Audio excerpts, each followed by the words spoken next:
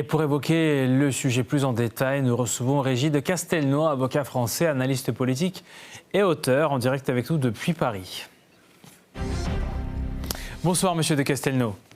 Bonsoir. Est-ce que le fait que ce nouveau 21e paquet de sanctions patine un petit peu aujourd'hui, est-ce que c'est une nouveauté pour vous? Est-ce que ça sera de règle ainsi tout le temps ou c'est juste un petit chevauchement bureaucratique au sein de l'UE? Est-ce que ça nous montre que finalement le dialogue avec Moscou primera peut-être sur les aigles de cette guerre?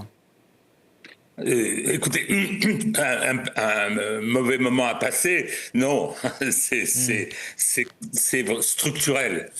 Cette politique des sanctions, dont je rappelle qu'elle a commencé en 2014. Elle a commencé en 2014, après le coup d'État du Maïdan, après la récupération de la Crimée par la Fédération de Russie. Il y a eu toute une série de sanctions qui ont été prises à ce moment-là, sanctions dont chacun s'accorde à considérer qu'elles ont été bénéfiques à la Russie. La Russie à l'époque était importateur net de produits agricoles, elle est devenue probablement le pays exportateur de produits agricoles le premier au monde. Bon, c'est une des jolies conséquences de ces inconséquences, justement, c'est le terme de cette stratégie des sanctions. Alors depuis 2022, systématiquement, on a continué cette procédure punitive. C'est une adaptation moderne des stratégies de la canonnière du 19e siècle.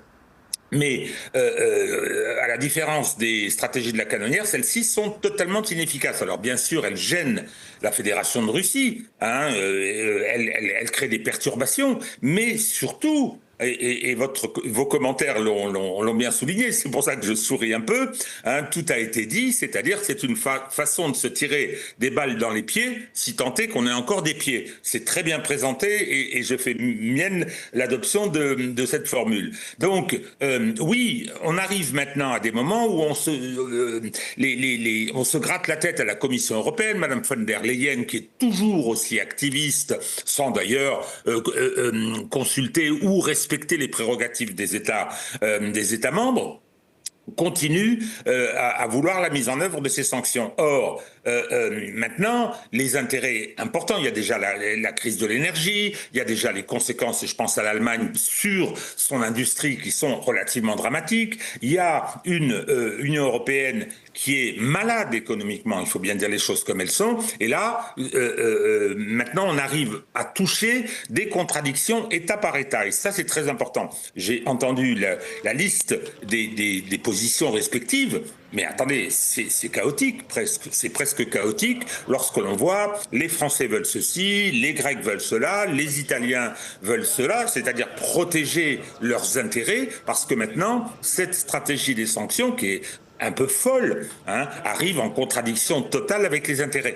Et arrive en contradiction, c'est-à-dire que les sociétés respectives de ces pays réagissent maintenant. Il y a bien évidemment les patronats, il y a bien évidemment le monde économique, et il y a également le monde institutionnel et administratif.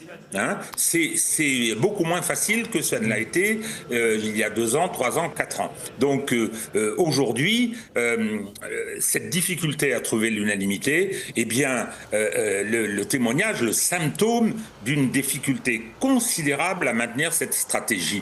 De plus en plus, moi, de ce que je peux analyser, des contacts que je peux avoir, de plus en plus dans les pays, on a des gens raisonnables qui disent il faut arrêter ça. Il faut maintenant passer à un dialogue renoué avec la Russie parce qu'on n'y échappera pas. Alors malheureusement... Est-ce que vous pensez que ces voix, justement, s'élèvent aujourd'hui un peu plus dans le contexte de cette guerre continue contre l'Iran qui fait monter les prix du brut vers des sommets qu'on n'a jamais atteints auparavant et que là, l'Europe se rend bien compte qu'elle a besoin tout de même de Moscou pour combler ce déficit énergétique?